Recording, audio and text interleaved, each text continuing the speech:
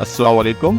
आज की लेसन में हम फोकस करेंगे कॉमन फ्रेजेस जो कि एग्रीमेंट और डिसएग्रीमेंट के लिए इस्तेमाल होते हैं, जैसे कि I think, I believe, I agree, make sense, that's right. तो आइए देखते हैं कि इस सीखने के नतीजे में क्या पॉसिबिलिटी है कि हम कॉन्फिडेंस के साथ जो है अपनी ओपिनियन को अंग्रेजी में शेयर कर सकेंगे। यानी by the end of the lesson we will able to feel more confident sharing our opinion in English. Let's start with the first phrase, I think. ये phrase ज़्यादातर इंट्रोड्यूस कराता है आपके ओपिनियन को, यानी आप अपने ओपिनियन को इनफॉर्मल वेज में अपने दोस्तों के साथ किस तरह से शेयर कर सकते हैं। जैसे मिसाल के तौर पर I think this movie is really well made, यानी ये कन्वर्सेशन है, कैजुअल कन्वर्सेशन है जिसमें आपने अपना एक्सपीरियंस, आपकी पर्सनल ओपिनियन जो है किसी मूवी के मुतालिक शेयर किया और आपने फ्रेज यूज किया, I think this movie is really well made. इसी तरह से दूसरे फ्रेज को देखते हैं कि आई बिलीव। ये देखें किस तरह से काम करता है। ये सिमिलर है आई थिंक के, यानी जैसे कि आई थिंक यूज हुआ था, लेकिन ये ज़्यादा स्ट्रॉन्गर ओपिनियन देता है और बहुत ज़्यादा फॉर्मल वे में देता है। यानी कि ये आई थिंक से ज़्यादा फॉर्मल है और स्ट्रॉन्गनेस को शेयर करता है, यानी कि ये आपकी जो ओपिनियन है उसमें आप कितना ज़्यादा यकीन रखते हैं वो उसको क्वांटिफाई करता है। जैसे कि आप कहते हैं I believe that hard work is the key of success, यानी ये बताता है कि आप इसको कितना स्ट्रांगली इस स्टेटमेंट को जो है वो क्या मानते हैं, यानी आपकी ओपिनियन कितनी स्ट्रांग है इस ओपिनियन के साथ जिसमें I believe that hard work is the key for success. जैसे कि आप इसमें यूज़ कर सकते हैं आई बिलीव को बहुत सारे इसी तरह के सिनेरियो में आप प्रैक्टिस कर सकते हैं। आगे बढ़ते हैं, एक और ओपिनियन है आई एग्री, जो कि एग्रीमेंट को शो करता है, और ये फ्रेज जो है वो डायरेक्टली शो करता है कि आप उस एग्रीमेंट के साथ बिल्कुल एग्री हैं या किसी और बात के साथ कितने एग्री हैं। जैसे आई एग्री विद यू, यानी मैं आपके साथ एग्री करता हूँ, this is a great idea, यानी जो आइडिया उन्होंने प्रेजेंट किया किसी मीटिंग के दौरान, तो आप कहते हैं I agree with you, this is a great idea. और ये हाईलाइट करता है ये फ्रेज जो है कि कैजुअल और फॉर्मल सिचुएशन दोनों में ये यूज़ हो सकता है, और लेकिन ये डायरेक्ट आपकी एग्रीमेंट को शो कर रहा होता है कि आप उनके साथ स्टेटमेंट के साथ या किसी आपके साथी के साथ आप कितने हद तक एग्री करते हैं। इसी तरह से मेक सेंस आ जाता है, जो कि बहुत ज़्यादा फॉर्मल वे में आप एग्री करते हैं, स्पेशली व्हेन समवन एक्सप्लेनेशन और रीजनिंग इज क्लियर, यानी कोई शख्स जो है कोई रीज़न बता रहा होता है किसी काम के हवाले से, किसी मीटिंग में किसी उसके हवाले से एक्सप्लेन कर रहा होता है, तो आप कहते हैं हाँ ये सेंस करता है।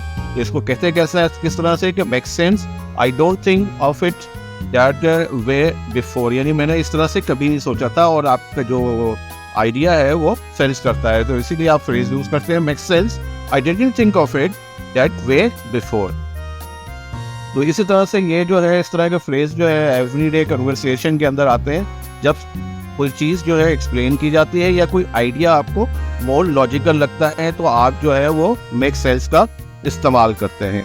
आइए आगे देखते हैं, दैट्स राइट, यानी कि ये दुरुस्त है, और ये कब बात की जाती है, जब कोई फैक्ट या फिगर जो है वो प्रेजेंट की जाती है तो आप उससे एग्री कर रहे होते हैं। जैसे that's right the meeting is at 3 PM, यानी आपके किसी कोलीग ने कहा कि there is a meeting at 3 PM, तो आप कहते हैं that's right this meeting is at 3 PM, यानी इस 3 PM के साथ जो फैक्ट्स है आप उसके साथ अपना एग्रीमेंट को शो कर रहे हैं।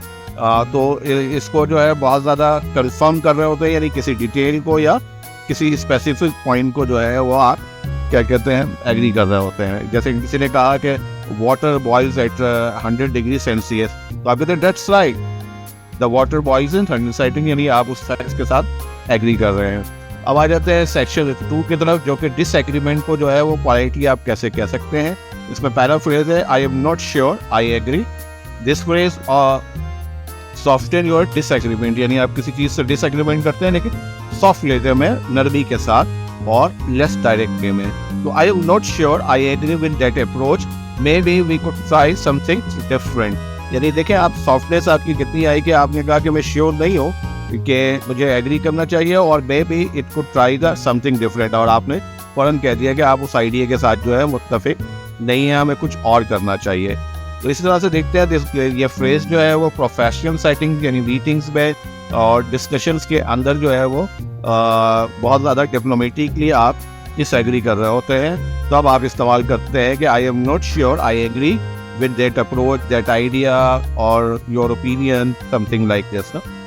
इसी तरह से अगर आप देखें तो एक और फ्रेज हमारे पास है, आई सी योर पॉइंट बट, यानी कि आप इसको एक्नॉलेज तो कर रहे होते हैं उस पर्सन के पर्सपेक्टिव को जो उसने पेश किया होता है, लेकिन आप कुछ और ओपिनियन भी रखते हैं, तो आप अपना ओपिनियन प्रेजेंट करते हैं जो उससे डिफरेंट हो सकता है। जैसे आई सी योर पॉइंट, यानी मैंने आपके नुकात को सुना या देखा, but I think we should also consider the other options, यानी दूसरे ऑप्शंस को भी हमें एक्सप्लोर करना चाहिए। तो यहाँ पे आपने उससे डिसएग्री कर दिया इस बट को इस्तेमाल करते हुए, लेकिन आप अभी भी पोलाइट रहे क्योंकि आपने कहा आई सी योर ओपिनियन, यानी आपकी जो ओपिनियन है, आपका जो पॉइंट है उसको मैंने कंसीडर किया, लेकिन मुझे लगता है कि कुछ और होना चाहिए। तो इस तरह से एक कन्वर्सेशन बैलेंस हो जाती है और चीज़ों को आगे भी देती है, क्योंकि जब आप कहते हैं ना कि आल्सो कंसीडर अदर ओपिनियन, तो ये एक ओपन करता है डिस्कशन को। इसी तरह से यहाँ देखते हैं आई डोंट थिंक सो, यानी ये जो है आपका डिसएग्रीमेंट को शो कर रहा होता है, लेकिन आप इसमें पॉलाइट होते हैं, लेकिन ये स्ट्रेट फॉरवर्ड आप इनकार कर रहे होते हैं, यानी सीधे सीधे आप मना कर रहे होते हैं कि भाई नहीं मुझे नहीं लगता कि ये ठीक है। तो आई डोंट आप यूज़ कर रहे होते हैं, I don't think so, I believe there is another solution, यानी इसका कुछ और सोल्यूशन भी हो सकता है। तो इस तरह से इस फ्रेज को जो है वो आप कॉन्फिडेंट के साथ जो है अपोज कर रहे होते हैं किसी ओपिनियन को, यानी डायरेक्टली किसी ओपिनियन को इस्तेमाल कर रहे होते हैं, लेकिन साथ साथ आप जो है रिस्पेक्ट भी दे रहे होते हैं सामने वाले के आइडिया को जो उसने प्रेजेंट किया होता है।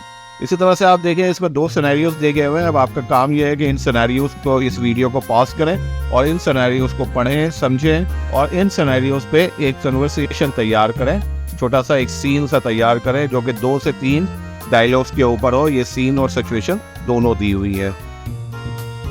आइए, मैंने एक कन्वर्सेशन तैयार की है आपके लिए जिसके अंदर 4 पुलिस जो है वो एक आइडिया के ऊपर बात कर रहे हैं कि हमें किस प्रोजेक्ट में किस प्लान को लेके साथ चलना चाहिए।